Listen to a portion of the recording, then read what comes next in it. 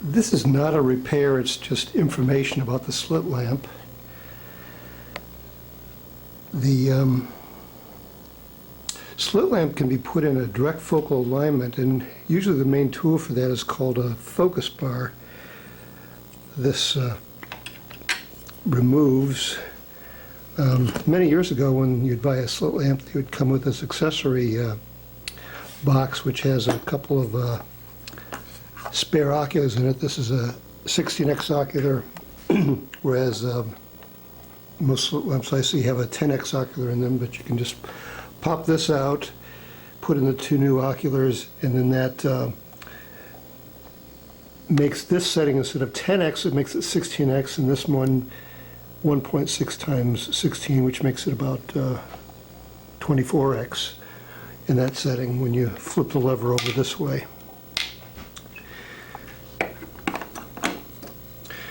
Also in the accessory box is typically a spare mirror, some fuses, spare bulbs, and then this thing called a focus bar. And this focus bar fits in this space where we just remove that cap. And what it lets you do is to zero in the slit lamp for your own eyeballs. So this is sort of the middle of rotation. And it's also the place where the slit lamp focuses. And so then you look through the oculars to bring it into focus for your own eyes. And so this is the beam as we're looking through the ocular. It should be, if your eyes are in normal focus, 0 should also be in focus here.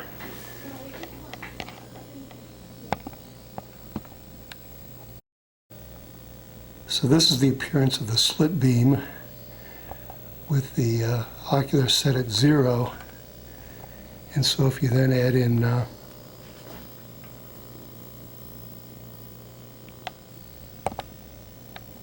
some plus, the image starts going out of focus. And then as you ease it back towards the 0 point, it should come back in focus. If you're too far in the minus direction, it also goes out of focus. And so what you want to do is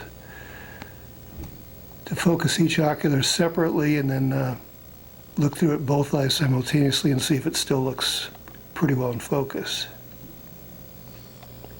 So typically when you come to a slit lamp, you would set the oculars both at 0 and then check to see if it's in focus for your eyes. If you already know that a specific slit lamp works better for you, like at a -2, then you just roll in the -2 when you start the day, and then it'll stay in focus all day.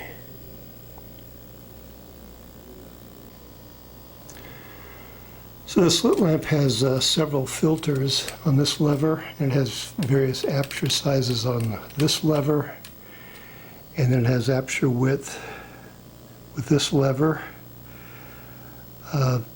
There's a way to tilt the optics with this lever. And in this configuration, the whole optical system is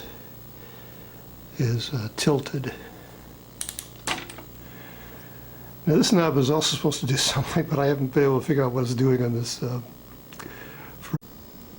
So here I am at a different slit lamp, and I finally figured out what this knob does.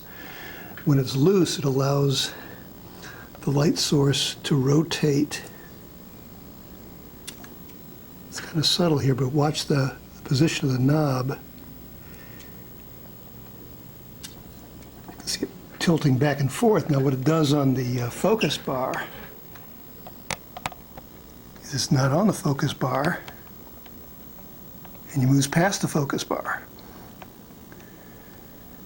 And then when you tighten the knob all the way in, it recenters it on there. When you loosen it, it doesn't do anything until you tilt it out of position, and it's no longer in direct focal alignment. So then again, tighten this knob, and it moves back to the center of of the focus bar.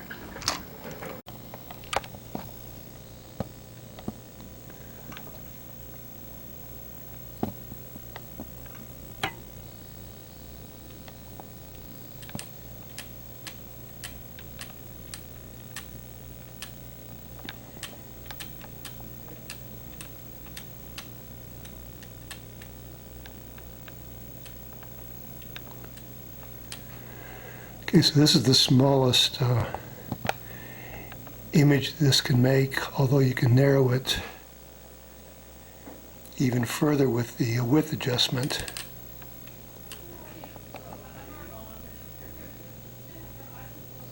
And the width adjustment being this bottom knobs here.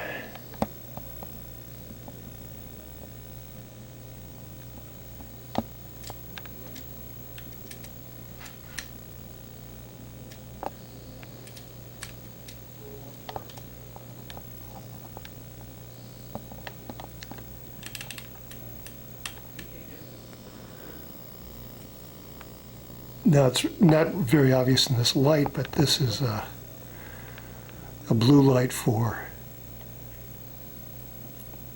applanation tonometer, which is reached in this slit lamp by going to one extreme, and the other one's white. You go through all these filters, and eventually then you get to the blue. Other slit lamps operate differently, and there's different intensities with these filters, and red free color on this one. Neutral density, and then I think this is the brightest over here.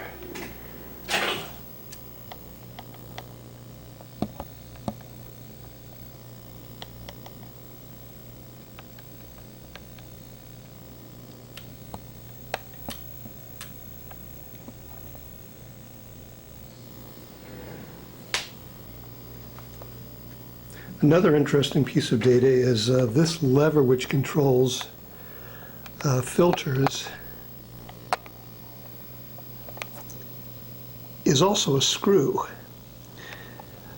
I had it happen with one slit lamp that the filters were out of alignment. And what I found I was able to do is to stick a paper clip in this hole and sort of twist the shaft counterclockwise, and it loosened up the pressure on the filters, and then I was able to line up the filters and then retighten this lever. So that's one thing that can go out of adjustment of slit lamp, although it seems to be very rare.